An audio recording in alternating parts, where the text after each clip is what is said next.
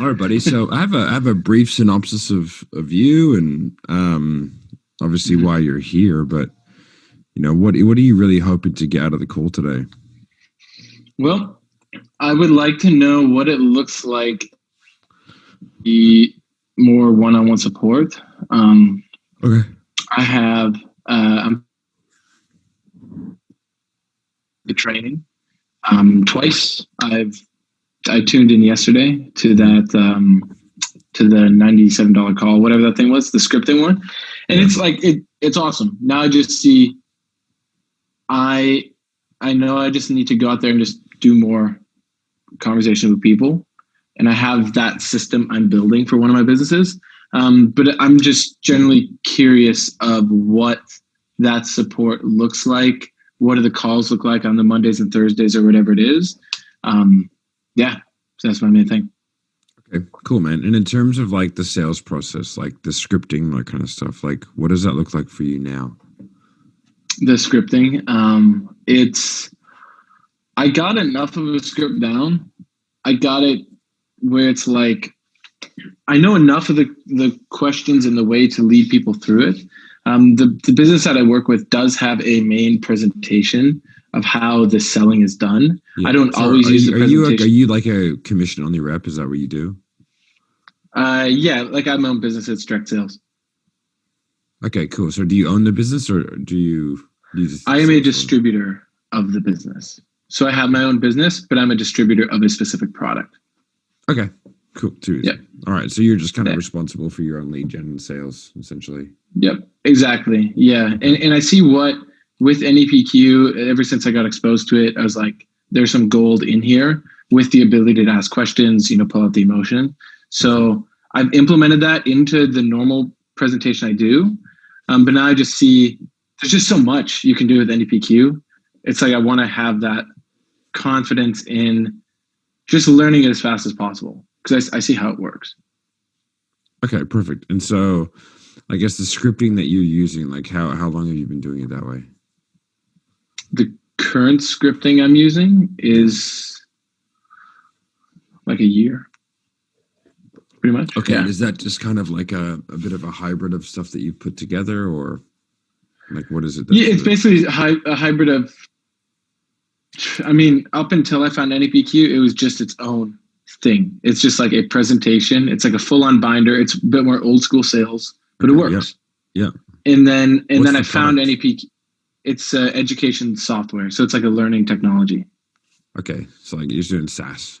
Sweet. Yeah. Is it Yeah, pretty SaaS or is much. it? Yeah. Okay. Cool.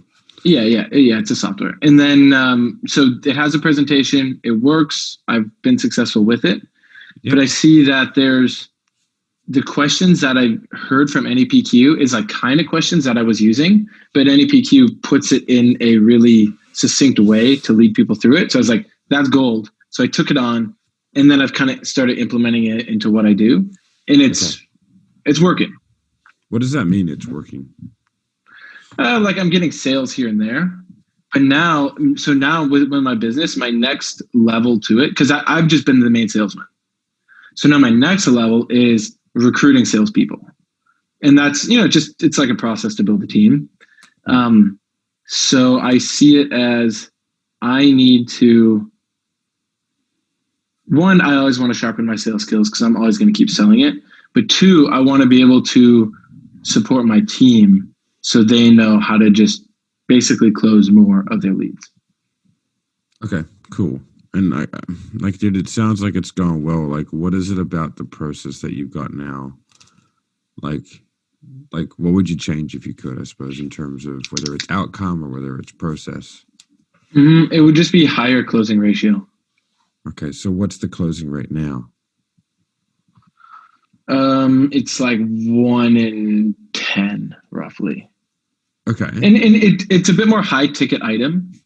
What's And that? so like sometimes What's it's like what do you mean by high ticket? high ticket, like it's like several $1,000s to buy. It's not like a little one-off $100 thing. Okay. And so when I share with families, it's a bit more of an investment than so they have to like think it through. So sometimes I will do a whole presentation, and then they will end up like a month or two later, they'll reach out to me and then they'll buy. But yeah, on average, I'd say it's probably 1 out of 10 people buy that I fully present to. Okay.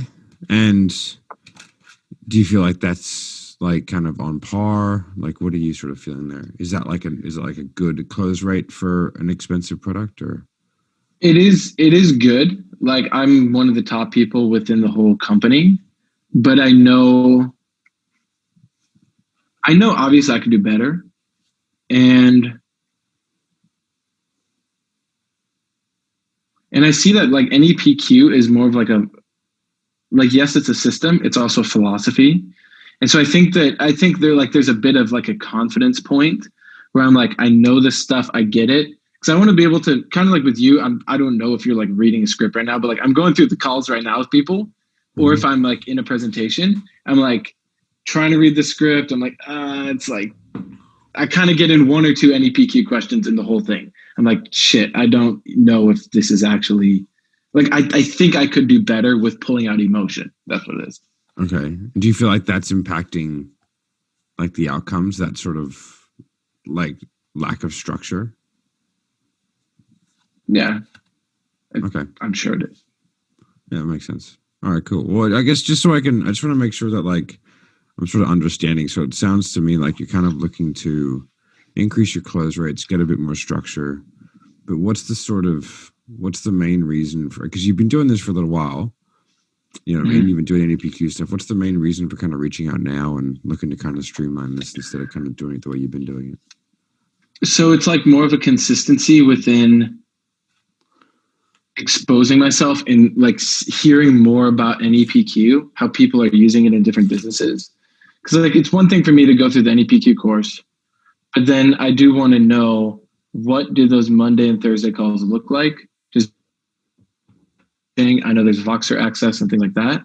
So I want to know what that offer is. Mm-hmm. So then I can see, is this something that makes sense for me, where as I get more leads, because like I just found out how to turn on the lead gen thing for this, like really. It was more like one-off warm market. Now it's like I know how to hit cold market. Okay. And especially with cold market, I see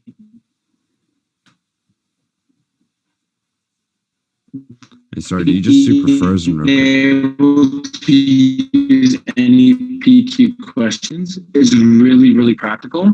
It's just, oh shit, okay. No, it's all right. It's just because you're just a bit frozen. It's all right. So I'm just coming back. Okay. Can you hear me just fine? Yeah, I can. Yeah, there we go. Okay, cool. I'll leave my video off for a moment and then I'll put it back on. Sometimes my Wi-Fi goes out. Okay. So with NEPQ, it's like, you know how there's like problem and then problem awareness, solution awareness, clarified, probe. I'm just like, there's so much stuff in here.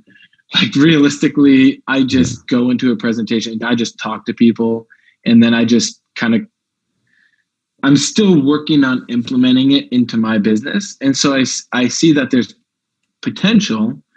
I mean, I am sure that working with Jeremy, I would get massive support. Now, I already have a lot of support from the founders of the company, and it's working well. But I'm also not the kind of person that's just like, oh, I'm content closing 1 out of 10. Like, I want to build this thing to a multi-million-dollar business. And I know that that's going to take the ability to be a master salesman, not just for me to sell the product, but for me to keep selling the people I'm recruiting to sell. Because like, as you build a sales team, you're constantly selling them on going out and like door knocking and stuff like that, you know? Okay, cool. And so how many sales a month are you making right now? On average, 2. Okay, and what's a sale worth to you? Like monetarily, it ends up being about $2,000 to $2,400 a sale. Okay, too easy. And so I guess how many sales do you feel like you would be making ultimately? Optimally, I mean hundreds of sales per month. Okay, I just know I need to build given that the structure. opportunity that you have. I mean, how many sales calls are you taking a month right now? I do an average of about 3 to 4 presentations a week. So let's just say it's 3 a week. So, you know, about 12 presentations per month. Okay, cool. And right now you're doing one How many sales? Sorry? One to two sales a month, Okay. and then and the presentations vary because sometimes I have a lot of people in the room. So yeah, 1 to 2 sales per month, and it's about 12 to 15 presentations per month. Okay. Yeah. Because like one to 10 seems very low. Mm-hmm. Like 10%. Mm-hmm. Yeah. For an offer. Where are the leads coming from, if I could ask? Well, up until now, it had been 90% warm market. So like friends, people in the network, referrals, things like that. But now I'm branching into cold market. So I suppose there's like a bit of anxiety about that because I'm like, shit, I don't know how long this is going to take to make it work. But I know this is where the real money is, the cold market. So it's door knocking and then recruiting salespeople and then going into their network. Okay, cool. Okay, just from like a pure, as someone myself who does sales for a living, I would expect, is it an in-person presentation? In or Zoom? Yes, it's 90% of the time it's in person. Sometimes I'll just close the person over the phone, but that's usually warm market. So in the way that it's headed, it's in-person presentation always. Okay. And what's the price point as well? Is a few thousand? Yeah, so in total the product itself is 6,000, or it can be financed for $660 and then you pay off the rest over a few years. Okay. Now, why do you think, I guess, like where does the whole, I guess 10% come from in terms of like, you're one of the guys closing at the top rates? Like, why do you feel that is?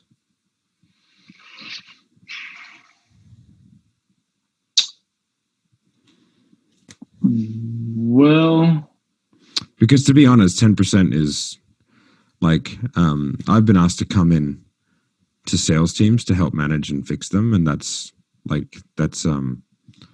have to be having some conversations with salespeople converting even cold market at 10%. Yeah. So I guess like I want to make sure that I guess before we move any forward that with 12 opportunities, I would expect no less than a 40% conversion rate. Mm-hmm. Yeah, I don't know why. I don't know why it's so low. I guess part of it is like some of the presentations I'm doing is to people who want the sales opportunity to join the sales team. And so I'm not necessarily selling them on the product. It's more like I'm demonstrating to them how we go do the sales. And then sometimes those people are like, hey, I have a kid. I want to get this product. So it's kind of a skewed number, but I'd say how often is that, like, realistically? Is it 5 and 10? Like half the time you're doing that? Yeah, for sure. Okay. All right. So because it's kind of like a different starting point with why they're seeing a presentation, because they're just looking for a job to sell. Yeah. Is it a as network marketing type thing? It's direct sales. But yeah, like I'm recruiting salespeople, and then I'm open to selling those salespeople on the product itself. But that's not my main so the real focus is get it in front of families and just people in general who want to use the product. Okay, too easy. And I guess before any PQ, or like, what have you been doing to, I guess, try to increase that sales percentage? And like what do you think is a realistic good percentage to sell? I'd say realistic to cold market would be like 1 in 4. 1 in 4 to 1 in 5. Okay. And what I've been doing before this is like nothing. I mean, I just read books and I just go talk to people. Okay. Is there any particular reason why you've never sort of reached out and gotten any sort of real involved help?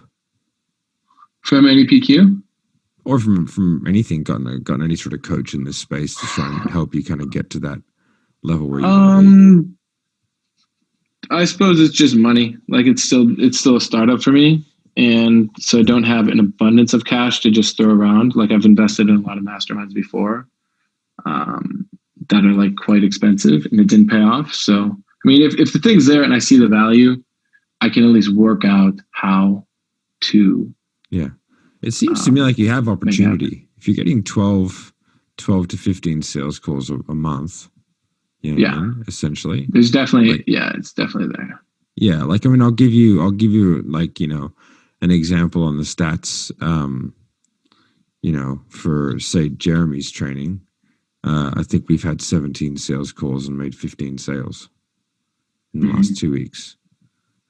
For a fairly high price point. So I feel like, you know, if you do have the correct coaching and training and that kind of stuff, I feel like the numbers that you can achieve are relatively high. It's just about having a correct approach.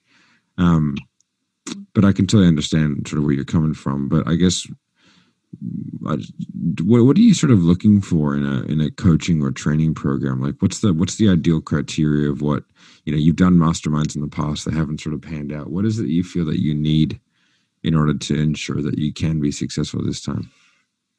Yeah. Love the questions, by the way. Genius. It's like therapy every time like I'm doing any PQ. I like practice with a friend. It's like you learn so much about yourself. The ideal thing I'm looking for is that just that in a reasonably quick time, I have confidence that I'm actually properly taking people through the 7 stages or whatever. Because right now I kind of just show up and do my thing. And even with the script, even with all the stuff, I'm like a little overwhelmed by it. Because I still don't fully comprehend like, problem awareness, solution awareness, and then and like really pulling out that emotion. So that's just really what I want, whatever it takes. If I need to Vox or Jeremy, you know, a couple times a week or really quick, I don't know to what extent I could be available, but if it were the ideal, I would have Voxer access to Jeremy, where once a day after my sales meeting or sales conversation, I send him a message of like, hey, I did this and this. What did I do wrong? And he says, hey, you totally did that wrong, or you could do this or whatever. Because I learned fast, but that one-on-one support from him, because it's kind of like a little nuanced business where it's like, there's a proper presentation where we do need to demonstrate the product and all that.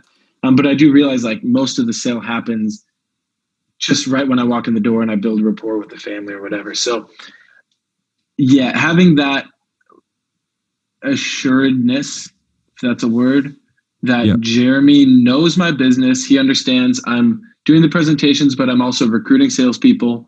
And then I can get the script down to mastery where I'm like, 100% confident, like, yep, I know how to do this. I know how to do any PQ. And then I can share that to my team as the team grows. Okay. And so why is that important to you now though, in terms of like growing your business? Well, because I see how it's like like you said, the opportunity's there. It's right in front of me. I want this thing to grow fast. I want it to grow sustainably. And I know that if I don't actually know what the offer is for the Inner Circle. Mm-hmm. I'm guessing it's at least a couple months. And so to have that, or maybe it's a year or whatever. So to have that knowingness, like through the ups and the downs, the different seasons of the business, so to speak, that I get to have that connection to Jeremy where he's able to guide you through it. Basically. Okay. All right. So in terms of the money, so right now, I guess you'd mentioned that you're doing about, 1 to 2 sales a month. So around that $2,000 to $5,000 a month. And you wanted to be, you sort of said making hundreds of sales. What's sort of, I guess, a realistic outcome that you kind of want to achieve over the next, say, 3 to 6 months that you feel like you can achieve given the opportunities that you have? Yeah. So in the next 3 to 6 months, I would say the business making 10 sales per month. I know that's possible because I know I can really turn on the lead gen systems and all that. It's going to come down to me really empowering my team though, because I can't do that all on my own, nor do I want to, but to train my team to be able to do that. And I see how using NEPQ with my team, training them in it, like, yeah, that's the next step. Okay, that makes sense. And in terms of like your long-term goal, like like where do you want to be in, say, 12 months time? Yeah, I mean, it would just be sustainably growing it. So if it's to 10 sales a month in 3 to 6 months, I'd say 20 within 12 months, and then just, doubling that consistently over like 6-month timelines. Okay, that makes sense. And so I guess with the sales, I don't know, prowess or processes that you have in place, how close do you feel like you are now to being able to hit that like 10 sales per month, that 20K? I'm not very close right now. I know I'll eventually hit it. I know I have enough stuff to do it. It's just like I don't want to just wait around though. Like I really see the value in what we offer. I see the timing is like perfect. So if I could, what do you mean the timing's perfect? What do you mean by that? well, it's like learning technology. Every kid is home from school right now. Parents don't know what they're doing. Kids are, have to wear masks in school. Like parents are looking for solutions. Okay. And so we have the solution. And so I see that like cracking the code on this will just make everything grow exponentially faster. Where like what I guess would take me like a year, I see it could potentially take 4 months, with more one-on-one support. Okay. That makes sense. Okay. And so I guess it's always important to have like an emotional tie down to every goal, right? So in terms of getting to that sort of, say, 10 sales, we'll use the first goal. Like, what would that mean for you personally if you were able to get that kind of 10 sales rocking it in every single month? I mean, it would be great. It sounds a little stressful. Why does it sound stressful? Because it's like managing it's like a whole different skill set. It's like I'm good at the one-on-one selling. I'm good enough at it. But now it's like I got to get good at recruiting and like keeping people coming through. So I know once it gets to that point where there's the 10 sales a month, I mean, on one hand, it's like, it's awesome because that's my goal. Like, I know it's going to be great. And also it's like, it's just a lot of expansion is required. So there's like a little bit of anxiety with it, but it's what I want to do anyway. So like, I think it's going to be cool. I'll learn a lot. I'm dedicated to it for sure. Okay. That kind of makes sense, man. All right. And what happens, the old consequence question, right? What happens if you don't fix this over the next 3, 6, or even 12 months? I mean, I know I'll eventually figure it out. I'll probably just be a little more pissed at myself that it took me so long. It's like I basically, I want to weigh the cost benefit analysis, so to speak, where like, well, how long have you been in NPQ? I have been in it for like 3 months. Okay. Okay. And so when you say you'll eventually figure it out. Yeah. Like, what do you mean by that? Like, I know that I'm moving steadily in like building the business. And like, I have other people up in like Vancouver per se that have the same business, and it's working with them. So like I'm following in their footsteps in a sense, but I'm also totally responsible for like this market, building the team and everything. So like I know it's gonna work. It's just like I'm kind of an impatient person, and so I would much rather just like I'm the kind of person who likes to jump all in and do it. So like when I got NEPQ, the initial course, I like went through it all like twice in like 2 weeks. Like dosed myself in it and then went out and just started practicing.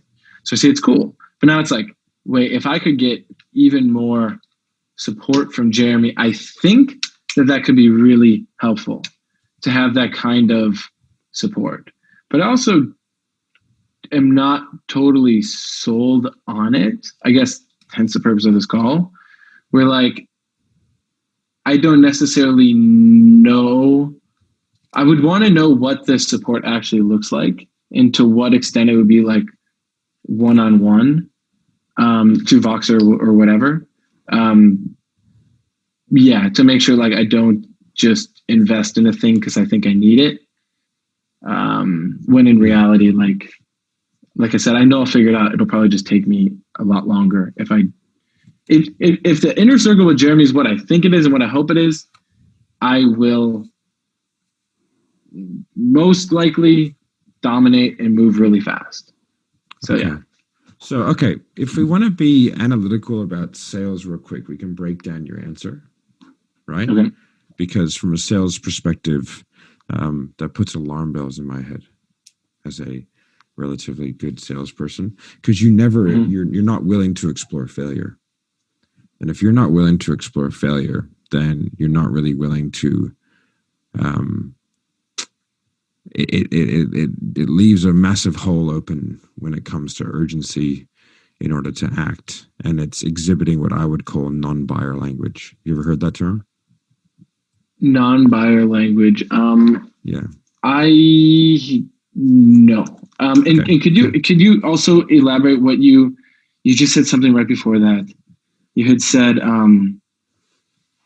what did you say? You said the alarm bell's ringing, but then you said something. Because you're not willing to explore failure. So yeah. What do you mean by that? You said two things. You said when I do something, I do it 100%, which is never true because nobody can do anything 100% at any time. So that's a perception thing that people tell themselves in order to give them an out because they don't have the right time right now. That's a subconscious thing. Right. So it's not, and people think that, but it's not true because you're better off doing something at 70% than 0%. Right. Mm-hmm. And then also I'm going to figure out no matter what. So, which is maybe not, so you have to kind of be willing to explore failure. So when I ask the question, what happens if you don't fix this over the next, and get better close rates and figure this out over the next 3, 6, or 12 months, the only question you didn't answer was the one I asked. So what happens if I don't figure it out? Yeah. So essentially, as the salespeople, right? The big thing with salespeople, there's sort of two things. There's I guess there's process and skill and all that kind of stuff. And then there's a congruency, right? And congruency of speech and action is super important when it comes to salespeople. And that's why I enjoy selling salespeople because I get to kind of break the veil a little bit and sort of try and do a little bit of coaching in these calls as well, because I think it's really important that you can hear that, because I now have to stay in this world and do some loops in order to get you to actually explore that. Because in my experience, if a prospect is not really willing to explore failure, they're not really willing to accept what needs to happen to be successful. And so what do you think happens if you continue to have a 1 in 10 close rate? Because you've got a 1 in 10 close rate with a warm market. What happens when you get a cold? So that's part cold, but I see what you're saying.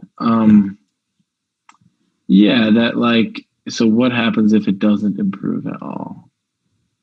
Well, then it's fucked. It's I'm going to regret massively that I didn't figure it out sooner. I also see how my success in what I'm doing is leading the way for tons of other people. So I see that by me not figuring this out sooner than later or at all, I'm doing a disservice not only to myself, but to tons of other people.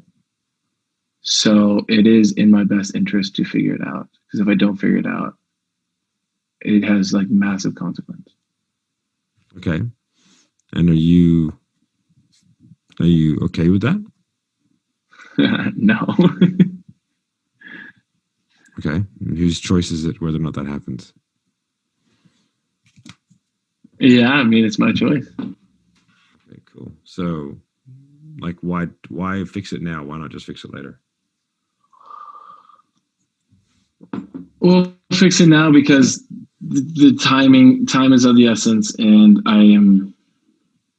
I definitely intend to fix it. Now, what I still don't see, which I hope to get from this conversation, is It's coming up how next. can how can Jeremy guarantee or help me fix that? Okay. Well, Mitch, based off what you told me, I think what we do might actually work. Okay. So if you think it's appropriate, I can take you through exactly what happens, how it happens, and why it happens. Perfect. Do Okay, it. cool.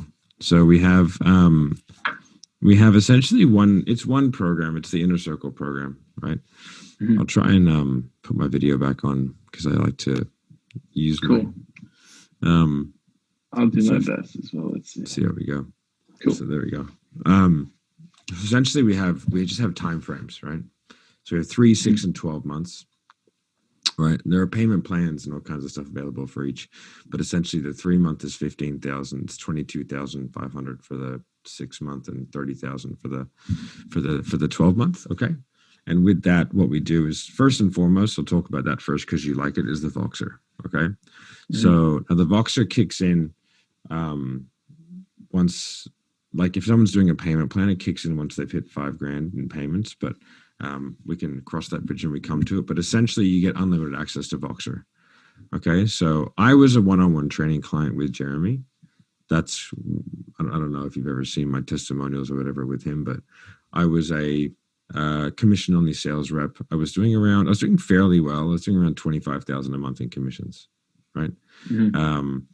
And then I did an NEPQ course, right? So I saw a training that he did on sales resistance. I should have been making a lot more money than what I was. Let's put it that way. I was closing very well, around 70%. That was my close rate. But I had a 2-step close, and I was losing a lot of people between step 1 and step 2 because I was getting ghosted. They weren't, and it was all because like I was inducing a lot of sales resistance, right? So I saw that as an opportunity. Did the NEPQ course, struggled to put it all together. All right. Which is why I say, like, yeah, I understand that. I struggled to put the whole thing together. Some people can. I'm someone who likes getting coached through things and Q&As and stuff like that. Right. And so once I understood the structure, I was like, okay. Then I reached out to Jeremy and I reached out to him and I got a year of coaching. Okay. That was about 8 months ago. Right. Maybe Wait, that was when? like 7 or 8 months ago. Okay. Right. So, and then I quickly, once I got the coaching, I saw I would say about a 25% bump in sales when I did NEPQ. So I went from about 25,000, I think it was about 35 to $38,000 a month. And then I did the coaching and I grew at 66% nearly every single month for 4 months. So I ended up averaging around 105,000 a month in commissions, right? That's pure commissions in my pocket. I'm a commission only sales rep. Right. And so once I started averaging that, Jeremy offered me a job. So now I do his sales. I do sales for a couple other people. I do sales for a guy called Ryan Serhant as well. I don't know if you follow real estate, but I do his coaching sales as well. So I'm lucky I've got pretty good clients, right? But yeah, so the Voxer access to me, like back in the day when I did it, like it wasn't that long ago, it was essentially like it was a one-on-one every week, like but only for like 4 weeks. That's it, right? And then after the 4 weeks, we got access to Voxer, and I actually found that the 4 one-on-one sessions were okay, but like I had lots of questions. But the Voxer access is where I really came into its own. And so what we decided to do when I came in and started helping Jeremy with the sales process is let's alter the program to make it better. And so what we did is we gave everyone Boxer access. Now with that, it literally is like as much as you want. There is no limit, right? It's just ask him as many questions. I did it in a couple of different ways. I would also like record my conversations and then I would cut them up and send him like little 5-minute segments. I wasn't going to send him half an hour segments because I knew that he wasn't probably going to listen to a half an hour rant on, you know what I mean? But I could cut little bits and pieces up.